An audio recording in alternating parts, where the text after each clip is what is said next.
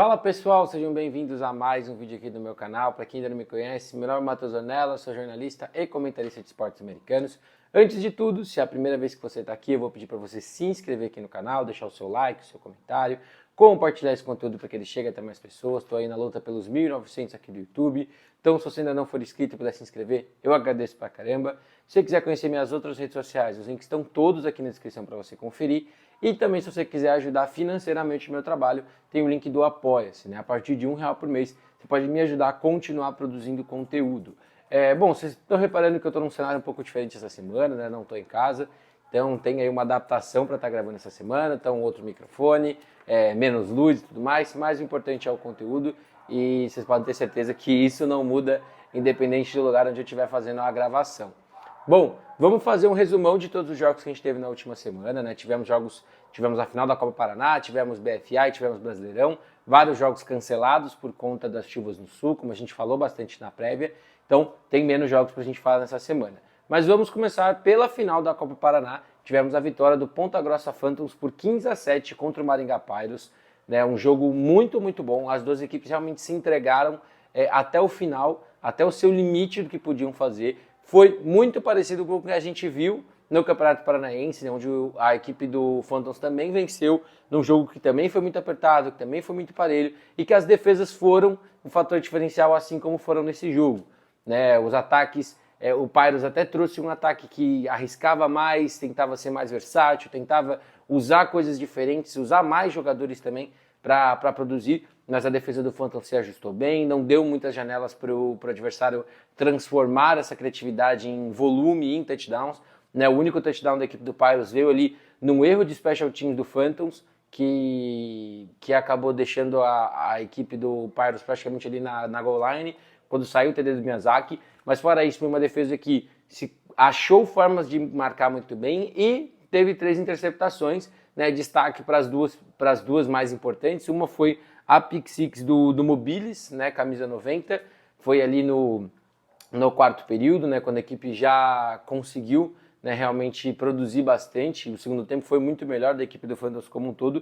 E também a interceptação do Pagano, né, que é quarterback, né, jogou como quarterback no segundo tempo, mas estava ali na secundária para ter interceptação que garantiu, né, o título da equipe do Ponta Grossa Phantoms. Mas foi um jogo muito, muito bom defensivamente falando. Special teams ali com vários errinhos, né, que a gente tem que apontar que poderiam ter sido o motivo para a equipe de Ponta Grossa perder. Né, o ataque também cometendo um fumble ali numa situação muito perigosa, muito crítica já no quarto período, mas a defesa conseguiu se achar, conseguiu produzir bem. Né, queria destacar também o Cabral, camisa 91, teve várias jogadas de impacto, um cara muito físico, com uma explosão muito boa ali na sua saída. Então a equipe do Phantoms termina a temporada com o título, termina sabendo que dá para fazer mais. Eu acho que ofensivamente é uma equipe que precisa achar mais formas de funcionar. Né, um ataque que não é muito criativo, né, tem ali uma versatilidade com seu quarterback, mas ainda não consegue achar formas de produzir mais, de ter mais volume ofensivo, né? Mas a defesa foi o diferencial, conseguiu ir realmente fisicamente e se ajustando ao que o Pirates estava tentando fazer durante todo o jogo. Para a equipe do Pirates, foi uma equipe que, como eu destaquei, tentou muita coisa diferente, tentou ser mais aéreo em alguns momentos, tentou correr mais em alguns momentos, tentou fazer jogadas diferentes. Nos special teams fez um trabalho bom para tentar, né, um pouco mais, mas sofreu interceptações, né, 3 interceptações, sofreu a pick six que acabou custando o jogo. Então é uma equipe que falta, né? Falta um pouco para ser uma equipe mais competitiva. Né? As duas equipes também cometeram muitas faltas, né? Inclusive na campanha do TD ofensivo do Phantoms, a defesa do Pirates cometeu muitas faltas, mas foi uma defesa que também deu poucas janelas, né? Teve uma ou outra ali jogada mais explosiva do Phantoms, só consigo lembrar de uma de cabeça que foi realmente explosiva, que foi na campanha do TD. Então, assim, é uma equipe que também precisa um pouco mais dos dois lados da bola para que possa ser mais competitiva dentro do Paraná e quem sabe ano que vem ali numa D2 ou disputando algum torneio nacional. Indo agora para a BFA, né? Tivemos 3 jogos só nessa última rodada, né? Por conta dos adiamentos, tudo mais que a gente falou. Tivemos aí o final da fase de grupos da Conferência Nordeste e da Conferência Centro-Oeste. Mas primeiro vamos falar da BFA feminina. Tivemos a vitória do Brasília Pilots por 3-0 contra o Flamengo Imperatrizes. Assim, jogo muito truncado, jogo muito travado, muitas faltas também que atrapalham muito o jogo.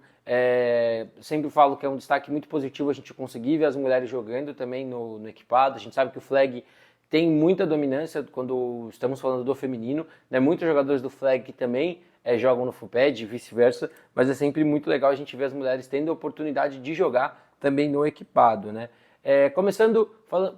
Para começar falando da equipe do Pilots, né? Grande jogo da Alicia, né? Eu particularmente não conhecia ela muito, mas a gente viu uma quarterback com muita velocidade, muita tranquilidade, uma leitura de jogo muito afiada, teve um touchdown passado e assim, um jogo muito bom. Eu acho que ela me surpreendeu bastante. Ela traz características que eu vejo muito na Stat, né, por exemplo, que é a capacidade de correr e a capacidade de passar bem a bola. Então é uma quarterback pra gente ficar de olho. Eu acho que um ataque que, assim como no primeiro jogo, trouxe muita variação de como atacar, né? O primeiro touchdown foi uma prova disso, né, onde conseguiu dar uma confusão ali na defesa do Flamengo Imperatrizes para entrar na endzone, e a defesa fez sua parte, né? Além do turnover, não deu espaços. O Flamengo foi um time que tentou correr mais com a bola, porque o aéreo não encaixava de jeito nenhum, mas também ofensivamente pelo chão não tinha um planejamento, ou não estava conseguindo executar muita coisa, muitos problemas de snap também. E a defesa da equipe do Rio de Janeiro fez o que pôde, né? Conseguiu conter em alguns momentos, conseguiu evitar, né, grandes jogadas durante boa parte do tempo, mas eventualmente quando o seu ataque não fica em campo, o volume do jogo do adversário vai fazer a diferença, e fez a diferença para essa equipe do Pilots, né? Então, assim, a equipe do Flamengo agora eu acho que fica de fora praticamente de uma briga pela superfinal feminina, né? O Pilots fica na briga, vai encarar a equipe da Portuguesa Avengers ainda, então é jogo pra gente ficar bem de olho para ver o que vai acontecer daqui para frente. Indo agora para a BFA masculino, né? Tivemos 2 jogos que tiveram o mesmo placar e 2 jogos que eu acho que vão ser igualmente rápidos para a gente falar. Vou começar falando de João Pessoa Spectros 54-0 no Santa Cruz Imortais, né? O Spectros carimba sua classificação como segundo colocado do Grupo A, vai encarar já nessa semana o Carrancas pelo único jogo do Wildcard do Nordeste, né? Então, com a situação do Ceará Caçadores, a Cavalaria foi direto para a semifinal. Fiquei sabendo por cima que a BFA tentou, de certa forma, mudar alguma coisa quando teve o sinal do Caçadores de que poderia não participar, mas acabou não achando formas, né, que todos os times concordassem. Então o que acabou acontecendo foi a Cavalaria se classifica direto para a semifinal, né, não teve a disputa de wildcard contra o Caçadores, e já temos uma semifinal definida que será Fortaleza Tritões contra a Cavalaria 2 de julho. Então essa semana agora a gente tem João Pessoa Spectros e Carrancas brigando por uma vaga, a quarta e última vaga da semifinal para encarar o Recife Mariners, né? Vamos falar rapidinho desse jogo. Defesa do Spectros, 2 turnovers, né, uma equipe que dominou muito bem a equipe do Imortais, mas muitas faltas, né, muitos tiros no pé, né, mantendo o ataque adversário em campo quando ele não estava tendo competência de fazer isso. Então uma defesa que tem que tomar alguns cuidados, porque contra o Imortais não machuca, mas contra o Mariners vai machucar, contra o Tritões vai machucar, contra o Carrancas talvez machuque. Então você precisa realmente dar uma limpada nessas faltas defensivas, mas é o único ponto ruim dessa defesa. Deu pouquíssimas janelas para o adversário jogar. Realmente o Spectros veio até com uma rodagem maior, né, e conseguiu manter um nível muito alto na sua equipe. Para o ataque, foi um jogo treino, né, parecia um jogo treino. O Nick Rooney achando boas janelas, conseguindo distribuir bem a bola, o jogo terrestre fluindo bem. Não tem nem muito para a gente analisar, né, porque não foi um jogo onde a equipe do Spectros foi testada e nem se testou, né? Então fez o que tinha que fazer, fez ali o dever de casa, jogou bem, jogou em casa, para sua torcida, para fechar bem a fase de grupos depois do jogo contra o Mariners. E agora o foco é o Carrancas, né? Uma janela curta para a equipe jogar. Então eu acho que é muito disso, né? Destaques, eu acho que vale falar do Bruno Lucena, eu acho que vale sempre falar do Cox, vale falar do... Me fugiu agora o nome dele, que eu sempre falo, camisa número 11 do ataque. E da defesa, eu acho que é uma unidade muito boa, que forçou os turnovers que tinha que forçar, e só tem que reduzir um pouco as faltas. Vai encarar um Carrancas que é um time que está jogando o small game, né? Tá jogando pequeno, não está tentando criar muito a cada jogada, é um time que está ali de pouquinho em pouquinho, e se você ficar cometendo essas faltinhas, você vai acabar dando esse campo, então é algo a se reduzir. Da equipe do Santa Cruz Imortais, a defesa dominada fisicamente, na secundária vários errinhos, assim como a gente viu contra o Mariners, e quando você encara o Spectros é um time que vai punir quando você dá essas janelas, esses buracos, principalmente do meio para o fundo do campo. é uma equipe que se despede da competição sem vitórias. E o ataque, mais uma vez, um flash ou outro de um passe longo, um flash ou outro. A primeira campanha foi até legal, o time caminhou bem, mas não conseguiu fazer nada. Né? Acho que no segundo tempo também teve uma campanha que chegou até próximo da endzone. Mas assim, é um time que falta bastante coisa para ser competitivo. Né? Acho que tem que olhar aí para tudo que aconteceu nos últimos jogos, né? Na BFA inteira, para trazer um time melhor para o ano que vem. Indo agora para Sorriso Hornets 54, Tubarões Cerrado 0. Né? O Tubarões Cerrado encerra sua participação, foi eliminado ali com 0-4. A equipe do Miners acabou ficando com a quarta vaga do Centro-Oeste para encarar na semifinal esse mesmo Hornets nesse final de semana.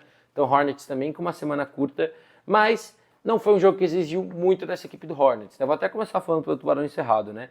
Foi um jogo que a equipe foi honestamente cumprir tabela, a própria equipe sabia disso, foi com pouquíssimos jogadores, né? Acho que menos de 30 jogadores foram, nada no ataque funcionou, né? A equipe tentou ali rodar algumas coisinhas diferentes, mas não conseguiu. A equipe precisa olhar muito para esse 2023, o Tubarão Cerrado é uma equipe com muita tradição dentro do FABR, é uma equipe que já figurou voos maiores e posições maiores dentro do FA, então é uma equipe que tem que olhar para tudo o que aconteceu, para não cometer os mesmos erros ano que vem, de repente não ser um super time, mas entender o que aconteceu de errado para ser um time melhor, para ser um time mais competente, um time que vai brigar em mais jogos. Né? A equipe só brigou de verdade, se não me engano, acho que no jogo do América, né? Onde foi um jogo mais parelho. O jogo do Cruzeiro também foi parelho, não vou ser injusto com o Tubarão Cerrado. E uma coisa muito interessante, né? O pessoal do Tubarão Cerrado já me procurou para falar um pouco sobre a próxima temporada, então eu acho isso muito legal, uma equipe que já está pensando no ano que vem, já está pensando em como mudar, em como melhorar, vão ter mudanças na staff, então é muito legal. Queria até agradecer o pessoal do Tubarão Cerrado que me procurou para a gente poder falar disso, também espero que seja um conteúdo que eu possa trazer em breve para vocês. Da equipe do Sorriso Hornets, né? Jogo dominante para fechar 4-0, né? Heitor e a Bela acharam um ataque muito bom. Sempre falo que é um comparativo um pouco injusto, porque eu acho que tem características diferentes, mas é muito do que a gente via do Rio Preto Valers do Heitor, que é um time muito rápido, é um time muito explosivo, um time que usa o seu QB em movimento para dificultar o que a defesa vai fazer, né? Mas eu sinto que o Hornets é um time um pouco mais leve, né? Tanto nos seus recebedores quanto nos seus running backs. Eu acho que é um time que não é necessariamente... não que o Valers fosse um time pesado naquela época, mas eu sinto ainda mais velocidade e mais leveza dessa equipe de Sorriso, né? O Caio voltou, né? Então jogou bem, jogou o jogo inteiro, 7 passes completos de 14 tentados, 137 jardas e 2 touchdowns. Defesa engoliu o jogo, né? Foram duas interceptações, um safety e menos 25 jardas para o ataque do Tubarão Cerrado. Então é uma defesa que foi dominante em todos os jogos, foi o diferencial no jogo em que teve a lesão do seu quarterback. Então assim, é uma defesa que vai ser um fator também muito interessante se esse ataque engasgar em algum jogo. É uma defesa que vai conseguir manter a equipe na partida o máximo de tempo possível, né, não só nessa conferência, mas também quando for encarar a equipe do Norte, se vencer, como as equipes das outras conferências. Né? E queria falar sobre a chegada, né, do Ed Wannabe. Né? Vou falar Ed, porque foi a forma que o próprio pessoal do Sorriso Hornets me passou, né? Mas o Wannabe, ele já estava com a equipe, né? Ele estava com a equipe desde o jogo do Miners, mas não jogou contra o Miners. Contra o Hawks teve uma partida bem discreta, só 2 carregadas, fez um trabalhinho sujo ali nos special teams, e nesse jogo, né, ele foi full time, né? 100% pro jogo, mais de 200 jardas totais, 3 touchdowns para ele, e assim, é um casamento muito bom com o que esse Hornets faz. É um casamento muito bom em velocidade, é um casamento muito bom em estilo, é um casamento muito bom em ser um running back que consegue receber bolas e um cara que está disposto a jogar nos special teams quando precisar. Então, jogo muito dominante, 3 touchdowns, tenta ali uma jogada ou outra mais plástica, né? Acabou até sofrendo um fumble numa jogada dessa, mas é um pouco do preço que se paga. Mas assim, um cara muito rápido, um cara que lê muito bem e que... mais uma vez, é o casamento muito bom com o que esse Hornets faz com a bola. Né? Como esse Hornets roda esse ataque, eu acho que vai ser um encaixe muito, muito legal que essa equipe vai ter. E vamos ver como é que vai ser esse desempenho dele até o final do ano. Indo agora para o Brasileirão. Né? Tivemos 4 jogos, 2 pela D2 e 2 pela D1. Vamos começar pela D2. Erechim Coroado 55, Gravataí Spartan 0. Spartan se despede com 0-4. Mais um jogo em que ataque não conseguiu fazer muita coisa, a defesa teve alguns momentos para conseguir forçar algumas paradas, mas também não conseguiu se manter assim o jogo inteiro, porque, assim como eu falei em outros jogos, Se o seu ataque não fica em campo, sua defesa não descansa, sua defesa não tem tempo de conversar para se ajustar, e eu acho que esse é um fator que muita gente não entende e não valoriza, que é a conversa do treinador com os jogadores. Então, se sua defesa não fica muito tempo fora de campo, não dá para ter essa comunicação, não dá para os jogadores se ajustarem, não dá para o treinador ouvir o que eles estão vendo de dentro de campo e não dá para o treinador passar ajustes, né? Pô, se acontecer isso, faça isso, se acontecer isso, faça isso. Então, é um fator a mais que também acaba atrapalhando. Mas eu acho que da equipe é um pouco disso, né? Faltou um pouco em todos os jogos, né, da equipe do Gravatar Spartans, essa é a verdade. Se não termina 0-4, se não tiver muita coisa ali a ser consertada, né? Vamos ver o que a equipe traz para o ano que vem. Acho que o importante da D2 é você colocar essas equipes dentro de uma realidade onde eles consigam entender o jogo, né? Então vamos ver como a equipe volta para o ano que vem. E do Erechim Coroados, um jogo muito bom, a equipe foi muito dominante. Depende só de si para ser o líder do seu grupo. Tem o último jogo contra o Canoas Bulls. Falei um pouco disso que está lá no meu Instagram, para quem quiser conferir, inclusive. Foi uma grata surpresa, foi o meu maior erro, provavelmente, nas análises pré-brasileirão. Não achava que o Erechim Coroados ia ser uma equipe que ia chegar e ia jogar da forma que jogou. Achei que ia ser uma equipe que talvez conseguisse vencer um jogo como esse, ou o Iron Tiger, mas não achava que ia ser uma equipe que ia vencer o São Miguel Indians, por exemplo. E o Canoas Bulls vai ser um grande jogo também, vai ser o termômetro final para essa equipe, né? Tem um bolo muito grande no grupo para ver quem passa, quem não passa, né? O Bulls, por exemplo, se não vencer, provavelmente está eliminado. Se o Bulls vencer o Coroados, tem que ver como vai ser toda a situação do São Miguel Indians. Então, tem muita coisa ainda para acontecer. Né, do jogo do ataque, né? O ataque que é mais aéreo, né? Como eu disse, é assim que esse time vai jogar, né? Mas a gente viu flashes de um bom jogo terrestre, a gente viu situações onde a equipe conseguiu explodir correndo com a bola, special team com algumas jogadas também bem interessantes, né? Field goal longo também no começo do jogo, e a defesa foi dominante mais uma vez, né? São 3 jogos, né? São 12 quartos de futebol americano que essa defesa não cede pontos, né? E eu não estou falando de o ataque tomou uma pick six, nada do tipo. Não, são 0 pontos para esse time como um todo. Então, com certeza, ajuda muito, né? Quando o seu ataque, de repente, não consegue engrenar muito no começo, a situação de jogo não é tão ideal, que a sua defesa consiga te dar essa segurança, né? Defesa que rouba a bola, defesa que é muito física, que está perdendo poucos tackles, né? Então, um jogo muito bom da equipe do Coroados e estou bem curioso para ver como que esse grupo vai ficar, né? Acho que o jogo contra o Bulls é um jogo muito desafiador. Realmente eu não sei em quem apostar nesse jogo, porque o Bulls vinha numa atuante muito bom até a derrota para o São Miguel Indians, e o Bulls agora teve um tempo muito grande para se preparar, né? E esse Erechim Coroados, de certa forma, ele traz um jogo ofensivamente interessante, que passa mais do que corre, que não é tão tendência aqui no Brasil, e uma defesa que vai ser testada contra um ataque que faz muita coisa diferente correndo com a bola, e que com certeza vai querer trazer um jogo muito diferente, né, do que foi contra o São Miguel Indians. Então é um confronto para a gente ficar de olho. O outro jogo da D2 foi Tigres 7, Macaé Oilers 6. Né? O que dá para falar principalmente desse jogo é Special Teams matter, Special Teams ganham jogos. E essa foi a prova desse jogo entre Tigres e Macaé Oilers. Não falo unicamente, né, de uma situação. O futebol americano não é decidido por uma situação. Mas, no final das contas, a gente tem que falar do extra point bloqueado, que o Macaé Oilers não converteu, o extra point bloqueado pela equipe do Tigres, que foi o 1 ponto de diferença que garantiu a vitória. Isso sem falar dos 2 punts bloqueados que a equipe do Tigres teve, né? Então, assim, Special Teams matter, Special Teams ganha jogo, e Special Teams é importante. Né? O Tigres poderia ter capitalizado mais, né, em cima dos punts bloqueados. Então, assim, fez a diferença, né, pro grupo como um todo. Né? É uma situação ainda confortável para o Macaé Oilers, né? A equipe só perde a liderança se o Tigres vencer por 53 pontos ou mais o Rio de Janeiro Capitans, né? Porque se o Tigres vencer, os dois vão ficar 3-1, né? Como cada um teve uma vitória no confronto direto, o saldo será o diferencial. Então o Tigres vai ter que fazer em casa mais de 53 pontos, ou acho que 53 pontos ou mais, né, obviamente, para ficar com a liderança do grupo. Do jogo em si, eu gostaria de destacar também os 2 quarterbacks das 2 equipes. Eu falei na prévia, assim, 2 quarterbacks com estilos parecidos, mas que se desenvolvem diferentes. Enquanto o Anderson é correr para depois passar, o Gustavo é passar para depois correr. E assim, o lance do touchdown foi uma jogada que o Gustavo estendeu um pouquinho e passou e conseguiu o TD. O Anderson não só correu para o touchdown, mas foi o principal motor desse time correndo com a bola.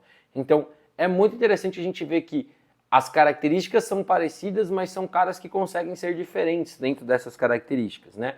As duas defesas, com um trabalho muito bom, conseguiram evitar, né, que os ataques achassem formas de jogar o tempo todo, né?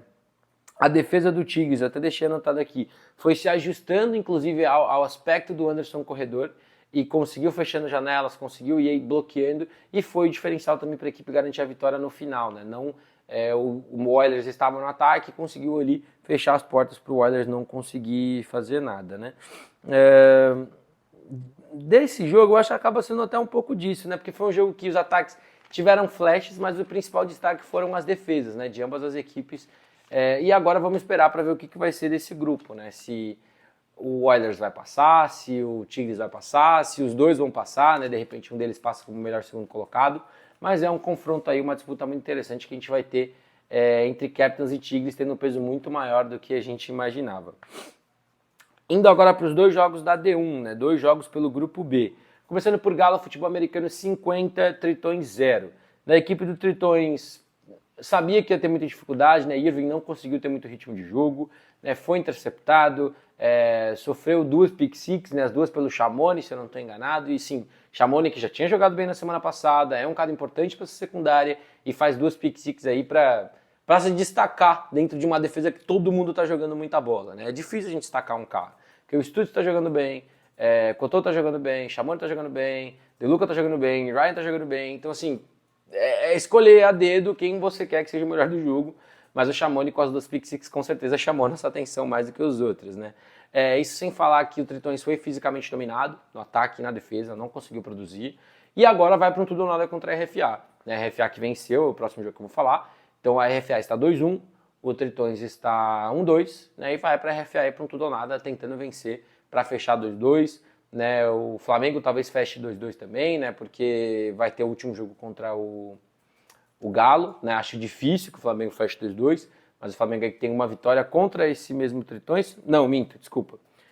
O Flamengo tem uma chance boa de fechar 2-2, porque o último jogo é o Imperadores. Então a gente pode ter um empate triplo aí, vai ser bem confuso, né? Vamos ver como vai tudo encaminhar. Mas pro Tritões vencer a RFA e aí entrar na conta matemática doida lá para ver se classifica ou não.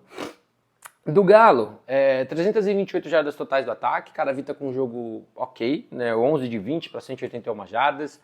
Não está fazendo demais e também não estão pedindo demais para ele. Howard nem jogou nessa partida, né? E assim, eu achei muito, muito interessante como a equipe até, de certa forma, nem utilizou ele nesse jogo. Eu acho que a equipe realmente trouxe ele para ser o reserva, né? E ficar lá caso aconteça alguma coisa com o Caravita, que é uma atitude bem interessante, de verdade, né? E assim, o Galo está tendo muita coragem de bancar isso, né? Especialmente se alguma coisa der errado. Mas o Caravita, eu sou um dos caras que acho que ele tem que mesmo jogar. Eu acho que assim, ele estava jogando muito bem no Vale, chegou jogando bem no Galo. E feliz que a equipe está bancando, né? Pelo menos por enquanto, que ele seja titular desse time. Né? Marquinhos e Ariel, provavelmente o melhor duo de running backs do Brasil hoje. Né? Os dois estão jogando muita bola. A equipe do Galo não sente diferença de um para o outro quando está no campo, né? São 2 caras que jogam muito dentro do que essa linha ofensiva faz, que também é um grande trabalho que a gente tem que destacar. Sei que o Marquinhos é o running back 1, mas o Ariel, quando está em campo, corresponde muito bem, né? Então é uma dupla muito difícil de separada, é discutivelmente a melhor dupla de running backs do Brasil, e é que está jogando atrás de discutivelmente a melhor linha ofensiva do Brasil. Então isso tudo acaba sendo um casamento muito feliz para a OL e para os running backs. Provável seed 1, né, deixei anotado, o Galo está com 171 de saldo, se eu não estou enganado, muito difícil que Rio Preto, Vailers ou Croco consigam bater essa quantidade de pontos, né, o Brasileirão que adotou, né, o saldo de pontos como um fator, né, teve até o Galo ajoelhando para não entrar em Mercy Rule. Sei que isso gera muita discussão, se deveria ser saldo, se deveria ser força de tabela, se deveria ser defesa cedendo menos pontos. Eu acho que é uma discussão saudável que a gente tem que ter. Eu acho que nós temos que discutir as fórmulas usadas e quais podem ser as melhores fórmulas. Eu sei que tem muita gente que não gosta dessa fórmula do saldo, e eu acho importante que a gente discuta cada vez mais para que as próprias competições, né, nesse caso o Brasileirão, possam escutar, né, e possam também entender o que pode ser melhor ou não. Não dá para não falar do Ryan, todo jogo eu falo do Ryan, do Galo aqui, mas como os próprios jogadores falaram, é o Coringa, the Joker, né? 2 TDs no ataque, jogando bem na defesa. Já são 5 touchdowns desde que ele começou a mixar entre ataque e defesa. Então é um cara diferente, cara. Discutivelmente o MVP até agora do campeonato. Acho difícil ele não estar na briga ou ele não ser um nome lembrado por algumas pessoas. E é um cara muito bom. E o único ponto para falar que eu achei o pelo em ovo para esse ataque do Galo, para esse time do Galo, é o aproveitamento em terceiras descidas, né? Foram 2 conversões em 9 só. Acho que tem que ter alguns cuidados ali, tem que de repente entender as situações quando se está numa terceira descida, para realmente você conseguir limpar isso para os jogos maiores, para os jogos mais importantes. E também para fechar, não estava nas anotações, mas lembrei agora, Lucas Valente, pelo Galo, jogou pelo Vargas, agora pelo Galo nesse ano, quebrando o recorde de extra points numa única temporada, né? Chegou a 66, quebrou o recorde do Bodenberg do Timborrete 2016. Então, parabéns aí pro Valente, quebrou esse recorde em menos jogos, né? Foram 14 contra 16 no antigo recorde pro Valente. Indo agora para o nosso último jogo, RFA 54, Juiz de Fora, Imperadores 0. Primeiro, falando do Imperadores, equipe eliminada, né? 0-3, então não tem mais chances de ir para os playoffs. A equipe sentiu muito o baque da D1, né? A equipe venceu a D2, garantiu acesso para a D1 e realmente sentiu o baque da D1, fisicamente falando, né? Eu não falo nem de conceito estratégico, né? Porque ofensivamente você vê que é um ataque que tenta coisas diferentes, que tenta fazer um pouco mais. Mas realmente eu acho que fisicamente é uma equipe que sofreu muito essa virada de chave para a D1, né? A gente já tinha visto em outros jogos e esse jogo foi mais uma prova disso. A defesa não se achava também, cedeu muitos espaços para o jogo aéreo, né, e para o jogo terrestre também. A verdade é que a RFA fez um jogo muito bom. Né, e partindo para a equipe do Rio de Janeiro, né, a Rio Football Academy, ataque com 379 jardas. Eu acho que é um pouco do ataque que a gente esperava, né, para essa RFA. Um ataque que foi muito equilibrado, foram 111 jardas terrestres, né, correndo com a bola. Então, um ótimo trabalho. Foram 4 TDs correndo, inclusive, 2 do Patrick e do Tom e 2 do Pedro. Né, Pedro, que é um running back bem interessante, eu gostei muito do que eu vi dele nesses últimos jogos. É um cara que acha espaço, um cara que tem velocidade, lê bem o que a sua linha ofensiva está fazendo para conseguir progredir e pontuar. Defesa e special teams, mais um jogo dominante, mais um jogo forçando turnovers, trabalhando bem em cima dos erros dos adversários. É uma âncora muito forte para esse time da RFA, essa defesa, que tem nomes muito bons, né, como Stutz, como Caio, caras que realmente geram impacto, né, toda vez que tem um snap. E é uma defesa que foi dominante, né? O ataque teve 14 passes completos, 16 tentados, né? Somando o Pedalada e do Tom. E queria destacar o Pedalada, né? Pedalada foi um cara que eu bati muito no primeiro jogo, pelos erros que ele cometeu. No segundo jogo, teve um jogo mais limpo, mas também sem muito destaque. Nesse terceiro, eu acho que vale a gente destacar, né? 2 passes para touchdown para o Pedalada, conseguindo conectar bem.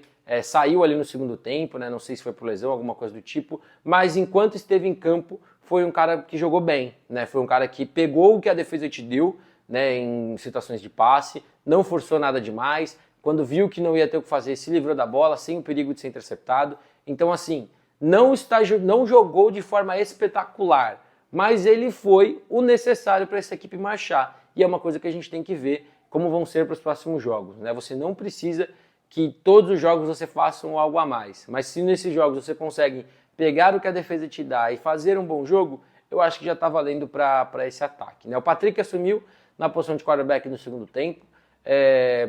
Eu imagino que tenha sido alguma coisa com o Pedalada, porque o Patrick, de certa forma, ele é o QB reserva / de emergência para essa equipe. Então, não sei se foi pensando em preservar o Pedalada ou se aconteceu alguma coisa. Mas, assim, o Patrick jogou no segundo tempo, conseguiu conectar boas janelas também, teve TD correndo com a bola, é um cara que participa um pouco de tudo, né, do time que é dele no final das contas, mas foi um jogo muito bom do Patrick também, eu acho que vale um destaque para essa equipe da RFA, que é nova, mas não é nova ao mesmo tempo, porque tem muito cara veterano ali, e é uma equipe que deve brigar, eu acho que é uma equipe que pode brigar para chegar na semifinal, pode brigar até de repente para uma final, como o cruzamento for, mas vai passar muito também por esse ataque conseguir ser produtivo nos jogos grandes, né? Então vamos aguardar. E a equipe que pode se garantir em segundo, caso vença o Tritões no seu último jogo, o jogo que acontece no Espírito Santo.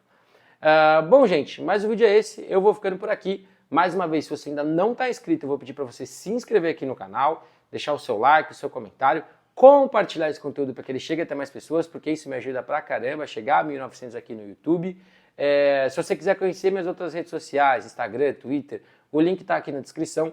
E se você quiser financeiramente ajudar no meu trabalho, tem também o link do meu Apoia-se, né? A partir de R$ 1 por mês, você pode me ajudar financeiramente a continuar produzindo conteúdo, né? O pessoal do Apoia-se, devagarzinho eu estou conseguindo achar algumas formas de presentear o pessoal. Newsletter semanal a gente já teve. Vou começar a antecipar conteúdos, mais uma vez, não penso ainda em conteúdos exclusivos, mas em conteúdos antecipados. Então, se de repente eu conseguir achar formas de trabalhar com esse conteúdo antecipado pessoal, vai ser uma vantagem para a galera do Apoia, de repente conferir aí algumas horinhas antes, talvez até um dia ou dois antes, alguns conteúdos que todo mundo só vai poder ver depois. Beleza? Tamo junto e até a próxima!